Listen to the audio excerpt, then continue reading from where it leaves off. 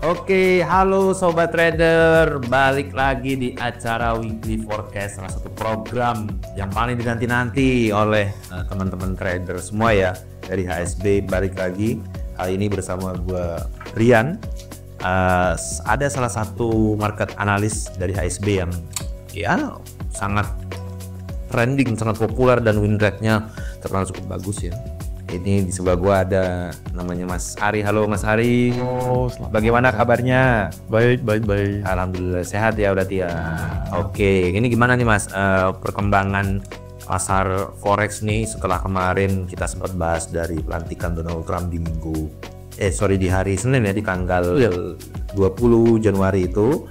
Nah itu kita akan mau coba bahas dari beberapa speech-nya dia, baik dari di inaugurasinya sama di tanggal 23 Januari kemarin. Itu ada beberapa poin-poin yang dia sampaikan. Nanti mungkin Mas Hari bisa bantu jelaskan juga apa sih isi dari pidato dari Donald Trump ini terhadap ya ekonomi Amerika secara keseluruhan, terus nanti dampaknya seperti apa kepada komoditas baik emas, indeks saham itu sendiri, dan US oil. Oke, silakan Mas Ari, bisa langsung aja dimulai penjelasan. Oke, kemarin kan di tanggal 23 tuh Donald Trump ada speech lah, ada berbicara tentang, ya kalau saya summary itu biasanya ada 4. Yang pertama tuh dia mengkritik tentang DEI atau Diversity, Equity, dan Inclusion. Itu adalah kalau bisa dibilang itu kayak suatu organisasi serikat kerja lah.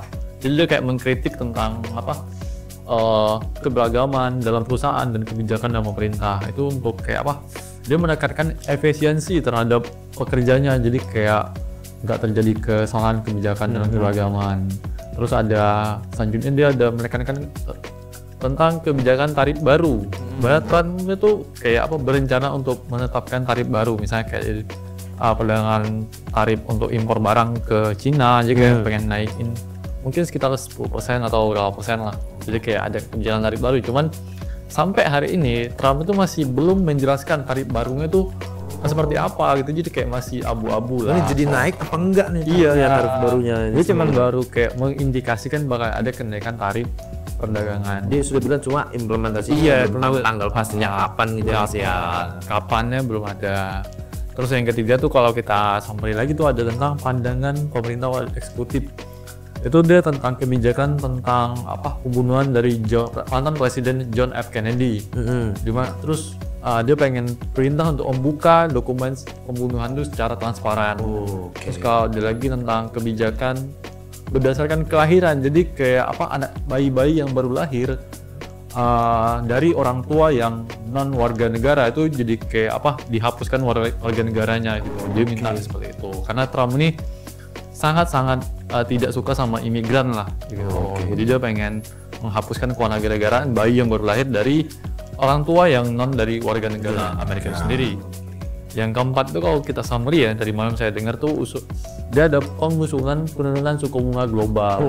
Jadi Fed rate tuh ya maksudnya mau diturunkan ya. Tujuannya itu kayak dia menyuruhkan pada bank sentral global untuk menurunkan suku bunga dengan cara untuk mendorong perekonomian. Jadi kayak fokusnya itu pengen menaikkan gairah ekonominya lagi. Oke. Jadi kalau misalnya nih Mas terkait balik tadi yang kalau gue lihat sih ya kayak tentang kebijakan tarif baru itu yang ya tadi Mas Ari bilang itu abu-abu, entah diimplementasi apa enggak, cuma dia yang ngucap ya, kita nggak tahu ya, entah mungkin satu tahun lagi baru diimplementasi atau dan sebagainya, sama usulan penurunan suku bunga secara global. Memang sebelum pemerintahan Trump ini ekonomi Amerika itu seperti apa sih Mas dari pandangannya Mas Ari sendiri, dan ternyata dan apa sih sebenarnya kayak overview garis besar Trump itu pengen mengubah apanya dari Amerika? Ya kan kita tahu ya slogannya kan make America great again ya kan. Yang greatnya itu apa, yang ingin dibikin great itu dari segi apa sih Mas? Iya, sebenarnya kalau kita berbicara seluruh negara ya, after COVID itu biasanya tuh semuanya udah hancur-hancuran. Makanya dia pengen membangun kembali. Jadi sebenarnya bukan hanya Amerika, bahkan semua negara juga after COVID itu sebenarnya belum terlalu pulih gitu untuk dari krisis ekonominya tuh, karena COVID itu waktu tahun 2020 itu sangat-sangat menghancurkan semua negara. Jadi dia kayak pengen membangun lagi ekonomi AS gitu loh. Jadi kebijakan tarif ini juga penting sebenarnya. Dia kayak pengen melindungi industri lokal. Jadi kalau misalnya dia mempersulit kebijakan tarif, misalnya impor barang, jadi orang-orang mau impor barang keluar tuh lebih sulit. Jadi untuk warga lokal, jadi fokusnya untuk industri dalam negeri itu lebih maju. Cuman ada dampak negatifnya juga dari itunya. Dampak negatif. Iya, dampak negatif nanti apa? Misalnya kayak kebutuhan pokok yang bergantung pada impor barang dari luar, misalnya kayak energi dan misalnya manufaktur atau manufaktur lah, atau kayak teknologi. Biasanya kan mereka membutuhkan supply dari negara lain ya. Jadi kalau misalnya tarifnya tinggi, jadi kan agak terganggu juga gitu. Iya, efeknya cenderung ada efek negatif dan efek positifnya juga sih. Oke, jadi ya balik lagi ya, kebijakan itu memang dua sisi ya. Soalnya harus bisa positif semua, ada negatifnya juga. Nah, ini kalau untuk dampaknya ke pasar global ya Mas ya. Kalau misalnya nanti dikaitin dengan XHU atau emas, terus dengan US Oil dan juga indeks saham Amerika secara khususnya itu kan narasinya memang yang dibangun adalah penguatan USD. Apakah penguatan ini penguatan sementara kah untuk US dollar atau bagaimana Mas? Oke, mungkin kita coba bedah satu-satu ya. Kan dari kebijakan yang diomongin tadi malam. Misalnya dari kayak kebijakan tarif lah. Kebijakan tarif kalau misalnya pengaruh ke dampak terhadap USD dulu yang pertama, misalnya nih, rencana tarif yang proteksionis itu dapat menguatkan USD secara sementara. Tetapi untuk secara jangka panjangnya juga tidak bagus untuk dolar itu sendiri gitu.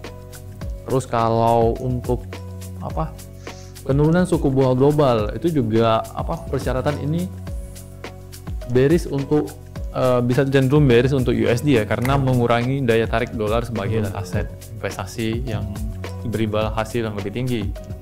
Kalau misalnya untuk gold ya, kebijakan penurunan suku bunga global itu dapat meningkatkan daya tarik emas karena biaya peluang investasinya berkurang tuh. Terus kalau untuk di minyak, kebijakan tarif itu juga akan cenderung berfluktuatif gitu, kebijakan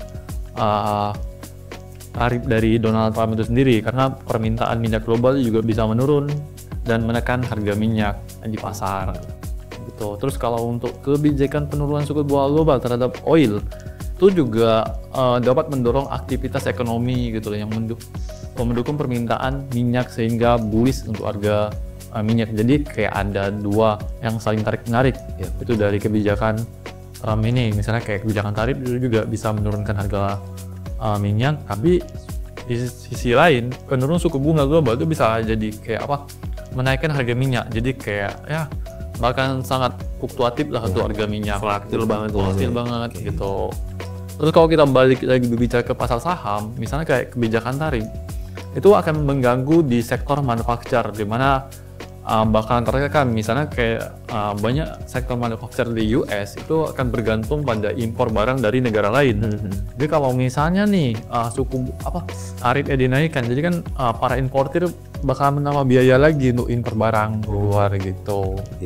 Jadi baik dari kayak emas ya akan cenderung untuk bullish ya untuk emasnya. Terus yang tadi yang dari US oilnya itu fluktuatif penambahan supply, tapi juga bisa jadi peningkatan juga ada. Atau untuk pasar saham sendiri ya bisa cenderung volatil juga ya, sama seperti US oil. Nah, Mas Ari, ini kalau kita lihat pergerakan pasar di minggu ini setelah pasca inaugurasi Donald Trump di hari Senin kemarin sampai di hari ini, dan proyeksinya di minggu ke depan itu kan ada momen Chinese New Year ya, dan mungkin ya sedikit banyak mungkin akan berpengaruh.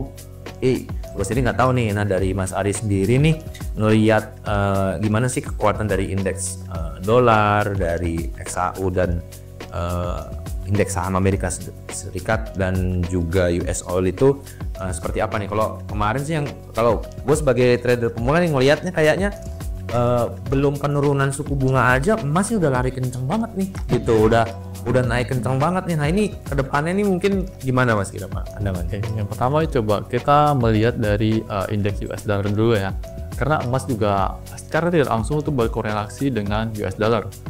Nah, kalau kita melihat di sini, emas itu ada membentuk pola rising wedge.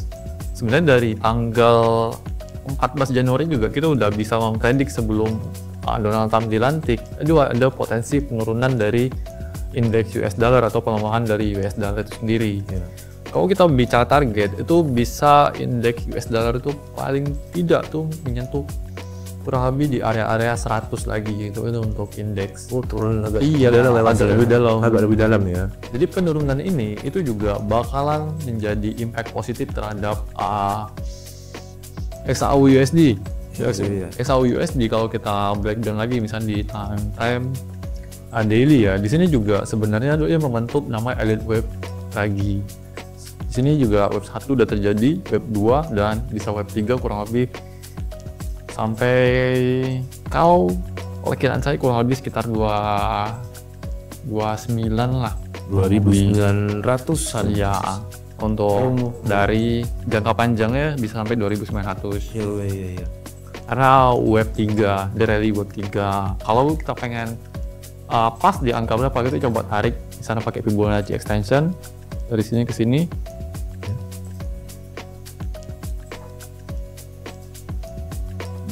Kurang lebih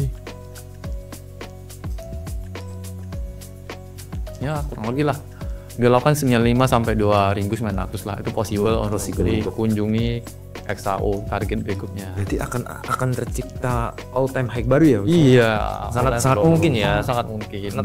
Karena all time terakhir itu ada di kurang lebih 2790-an. Iya, sekitar segitu ya. Ya kurang lebih di ya 2790-an lah. Lebih deket ya sekarang ini ya. Bentar lagi paling dalam beberapa hari ke depan udah all time high lagi. All time high ya. Oke.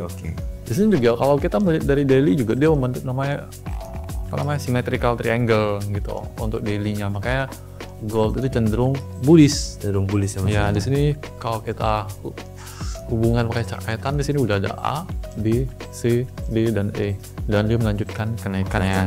Targetnya kurang lebih ya, perkiraan saya sih 2.900 possible untuk mungkin di awal bulan Februari sih pasti ya kemungkinan bakalan tercapai ya. Oke. Ini untuk dari outlook XAU, US oil kita coba lihat dulu ya. US oil sebenarnya juga masih bullish sih kalau dilihat sekarang. Ya. Soalnya sebelumnya kan dia udah sideways cukup lama dari Oktober sampai di Desember. Desember akhir baru dia coba break. Dia udah break dari area-area yang cukup krusial. Di sini juga ada base-nya udah di break. Di sini juga resistance selanjutnya juga di break. Nah, di sini juga dia coba retest di area-area di sini, di main zone-nya di sini. Jadi masih ada potensi untuk melanjutkan kenaikan dari US oil itu sendiri. Paling tidak sih ya kalau dia masih kuat, rejection di sini masih terjaga, kemungkinan dia bisa possible ke area sekitar 80-an ya. Iya. Itu oke. Kalau indeks ya kita coba lihat Nasdaq ya.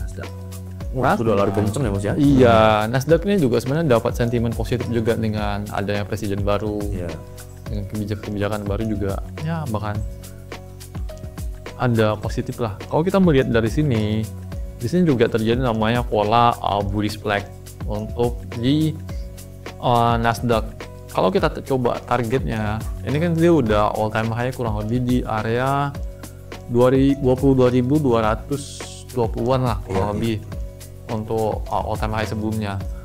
Untuk yang berikutnya ini possible untuk all time high berikutnya sekitar kalau perkiraan saya sekitar 23.100 itu possible untuk Nasdaq sama seperti XAU bisa. Iya, bisa KTH baru ya. KTH baru. Iya. Kalau kita melihat juga dari sejarahnya ya, Nasdaq ini selalu membentuk all time high. Itu 3 orang bearish setelah tahun.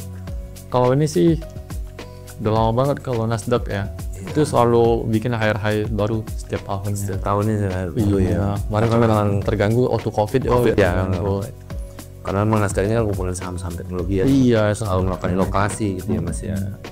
Oh, Apalagi juga kan banyak kemarin waktu pelantikan Trump juga banyak perusahaan teknologi yang mensupport Trump kan. iya, Kemungkin bakal mendapatkan sentimen positif lah. positif ya untuk Nasdaq ini gitu ya. Oke, terima kasih Mas Ari atas outlooknya. Jadi ini bisa jadi salah satu pertimbangan ya. Iya. Balik lagi ini bukan sebuah ajakan untuk melakukan trading untuk buy untuk ininya. Balik lagi resiko dari sobat trader semuanya yang bisa manage. Kita hanya memberikan edukasi, tidak bisa memaksa, not Financial advice. non financial advice.